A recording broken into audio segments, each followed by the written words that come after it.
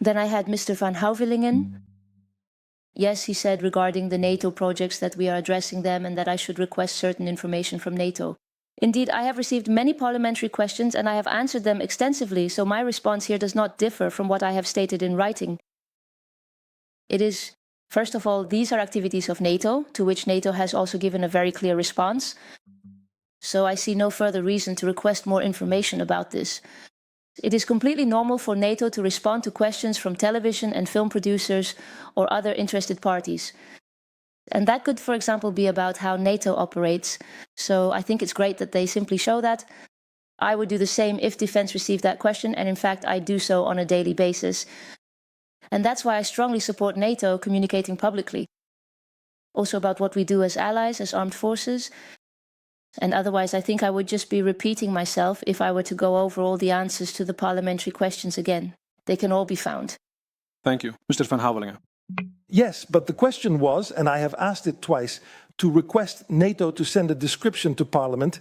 So through the Minister about those 3 projects they are working on, because the Minister has also confirmed, and that has not happened. So my question through you, Chair, to the Minister, is she still willing to do that? So that means. I will say it very clearly, because apparently I have to say it very clearly. Send a letter as Minister to NATO with the request to send a description of those projects to the Minister and then forward it to Parliament.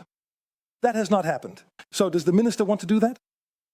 Minister. Chair, I did understand the question. The answer is no. And the answer is no because there is simply no reason to do so. It is being suggested here as if something very shady is going on and that it's all very complicated. That is not the case. In fact, it is extremely transparent. What NATO is doing is absolutely justified. They are also transparent about that. So Mr. van Houwelingen is trying to make it seem as if there are smoke screens and secrecy and that we don't want to pursue it. None of that is the case. So no, I am not going to put all kinds of people to work to go along with some kind of conspiracy that simply doesn't exist. Mr. van Houwelingen. Yes, Chair, this is of course a ridiculous and in fact a rather scandalous answer from the Minister. We are simply asking for something to be requested here. So we as Parliament, look, the Minister is turning everything around. It should be the other way around. Let me explain, Chair. You have the people who are sovereign. We represent the people. Having a minister means being a servant. There are executive organizations. For example, that's NATO. So we are asking to request this information. It doesn't take any time at all. Just send a note. The description of those projects. And the minister refuses to do that. I'm not at all interested in what the minister thinks about all this. Oh, how nice. All those ridiculous qualifications. Just an assignment. Question. So Article 88. So a question about that. I want that description of those 3 projects. I'm not interested in the minister. A letter needs to be sent. It's long overdue, so why hasn't it happened yet? The Minister. Chair, Article 88 is something we have agreed upon together.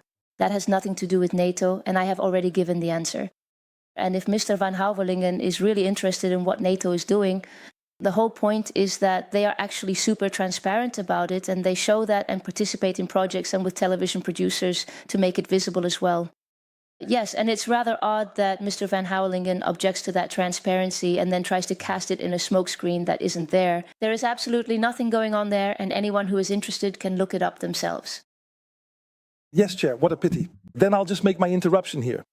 But it's good that people see this too. So the minister just said that there is nothing going on. I'm not interested in what the minister thinks. We are here to hold the minister accountable. Therefore, I would like to have those 3 projects and their descriptions. What the Guardian has revealed. I can't do that myself. I can't call NATO myself. I can't call Rutte myself, so it has to go through the minister. So the question is for the minister. That is part of Article 68, requesting information.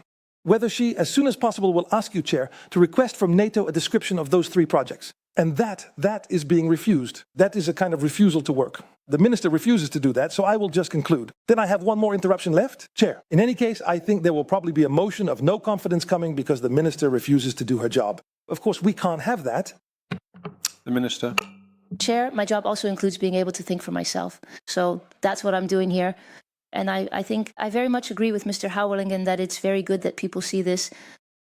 That people also see that a question is being asked here without any substantiation as to why this would be relevant in this setting. Since it concerns NATO and is transparent, and I'm simply not going along with that. I'm not going to participate in setting up conspiracies and then all act indignantly responsible about it afterwards.